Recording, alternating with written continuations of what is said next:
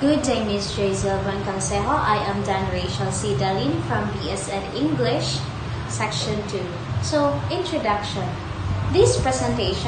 My presentation explores the key theories of Sigmund Freud and Jean Piaget. It will cover Freud's background, stages of psychosexual development, personality components, and Piaget's cognitive development stages. So each section will highlight essential definitions and examples for clarity, aiming to provide a comprehensive understanding of these influential figures in psychology. So to start with, let us start with Freud's theories. So Sigmund Freud, the father of psychoanalysis, was an Austrian neurologist born in 1856. His work focused on the unconscious mind, human behavior, and sexual development. So Freud introduced key concepts, including repression and the importance of childhood experiences in shaping personality. So one of his theories is what we call the psychosexual theory. So we will discover the developmental stages of psychosexual theory. So Freud proposed that personality develops through 5 stages. First one is the oral, next is the anal, third is the phallic, fourth is the latency, and fifth is the genital. So let us start with the oral. So what does oral mean? So the oral stages starts from birth to 18 months. So during these stages, infants' primarily source of interaction occurs through the mouth. So through sucking. So sucking is very important for infants because it is what they use for eating. So for example, during the oral stages, so 0 from 1 years old, infants derive through pleasure through oral activities like sucking. So successful resolution leads to a healthy personality, while fixation may result in dependency or aggression later in life. So the second one is the anal. So anal stages starts from 18 months to 3 years old. During these stages, its primary focus of the libido controlling the bladder and the bowel movement. So the child here learns how to do the pottery training, or that's what we call the training for a child to poop. So this one it focuses mainly on how a child can train through pottery. So next is the phallic stage. So the phallic stage, it starts from 3 years old to 6 years old. So this pleasure is the genital. So the child here is able to learn that their mother or father is male or female. They're able to distinguish between male and female between their peers or their family. So they're able to learn that, oh, I am a girl or I am a boy. And also, there is what we call the castration anxiety for boys. So boys often see their father as a rival for their mother's affection, but at the same time, boys fear that their father will punish them for these feelings. And for the girls, it is what we call Electra complex. So it's the other way around. So Freud's psychoanalysis believed that girls may have similar experience where they are also developing unconscious sexual attraction towards their father, and it is what we call Electra complex. And the fourth one is the latency. So what is the latency? So it starts from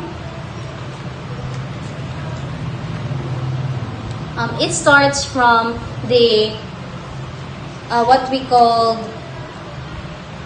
from 6 years old to puberty onwards. So this is the time where during this stage, it's the start of sexual urges remain repressed. So children develop social skills, values, and relationship with peers and adults outside of their family. So they are able to interact or build relationships with other people.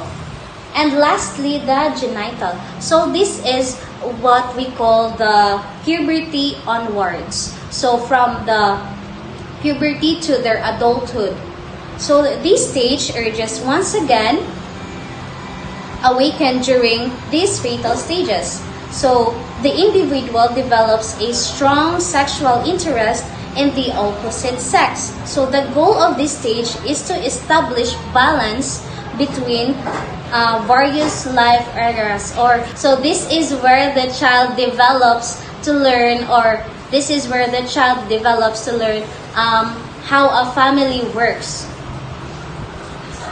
So the next one is personality components. So Freud described the three components of personality: the id, ego, and superego. So the id is the primitive part that seeks instant gratification. So in other words, a child will, the child here doesn't consider the consequences of their actions. So they tend to be selfish, or what we call impulsive in what they do. So in the ego mediates between desires and reality. This is where the child learns to understand the consequences of their actions. So they are able to consider, if they do this, what will be the results. And then the last one is what we call the superego. This represents the moral standards. So this stage highlights the moral standards of a child. So the superego, it is the influence between their family, their teachers, their peers, or everyone around them. So they are able to understand the right from wrong. So this is what the superego means, the moral standards. So now let us continue to Piaget's theory.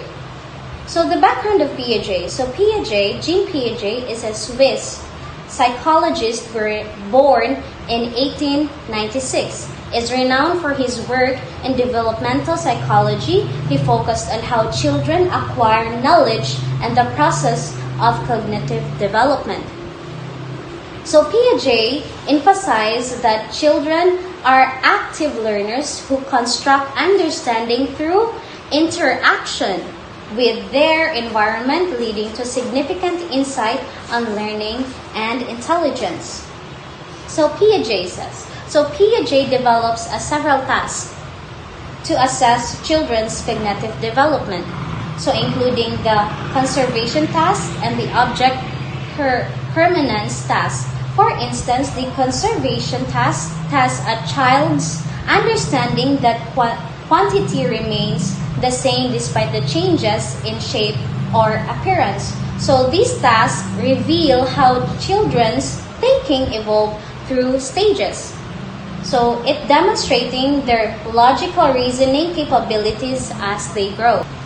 Now we will start with schemas. So schemas are the basic building blocks of such cognitive models and enable us to form a mental representation of the world. So Piaget, 1952, defined a schema as a cohesive, repeatable action sequence possessing component actions that are tightly interconnected and governed by a core meaning. And next is what we call assimilation and accommodation. So these two are different, but I will just put it together. So Jean Piaget, 1952, see also what Wadsworth, 2004, so viewed intellectual growth as a process of adaptation or adjustment to the world. This happens through assimilation. So assimilation, which is using an existing schema to deal with a new object or situation. Now is the accommodation. So accommodation means this happens when the existing schema or knowledge does not work and needs to be changed to deal with a new object or situation. Now the equilibration. This is the force which moves development along. So Piaget believed that cognitive development did not progress at a steady rate, but rather in leaps and bounds.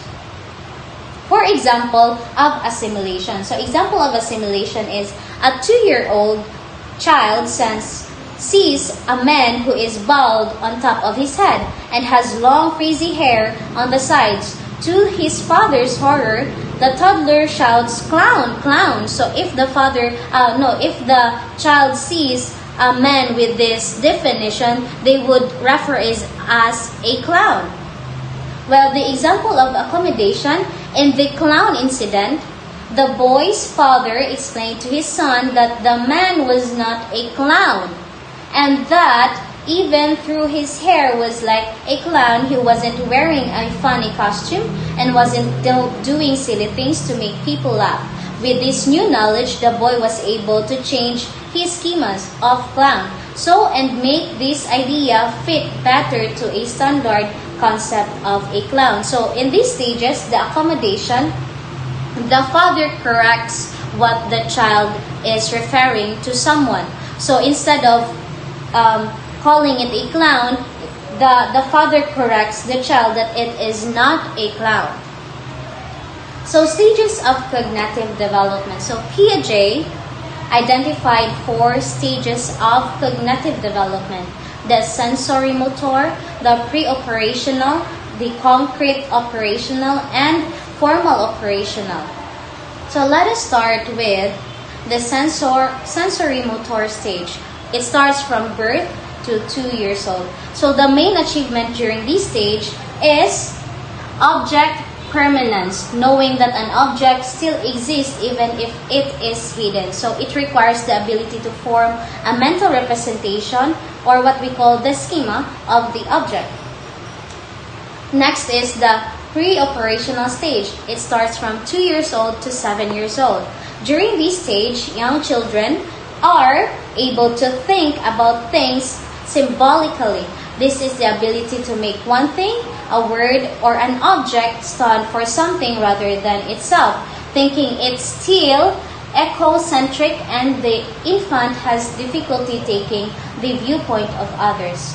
The third one is the concrete operational stage. It starts from 7 years old to 11 years old. So Piaget considered the concrete stage a major turning point in the child's cognitive development because it marks the beginning of logical, or what we call operational thoughts. This means that the child can work things out internally in their head rather than physically trying things out in the real world. So children can conserve number like age. It starts from 6 years old, and the mass, the 7 years old, and weight, the 9 years old. So conservation is the understanding that something stays the same in the quantity even through it appear change. And the last one is what we call formal operational stage. It starts from 11 years old and over. So the formal operational stage begins at approximately age 11 and lasts into adulthood. So during this time, people develop the ability to think about the abstract concept and the logically test hypothesis. So in conclusion, understanding the theories of Freud and Piaget provides valuable insights into a human psychology and cognitive personality. So Freud explores exploration of personality components and psychosexual stages, highlights the impact of early experiences, while Piaget's stages of cognitive development emphasize the evolution of thought processes in children. So together, these theories enhance our comprehension of psychological growth and behavior. That is all. Thank you.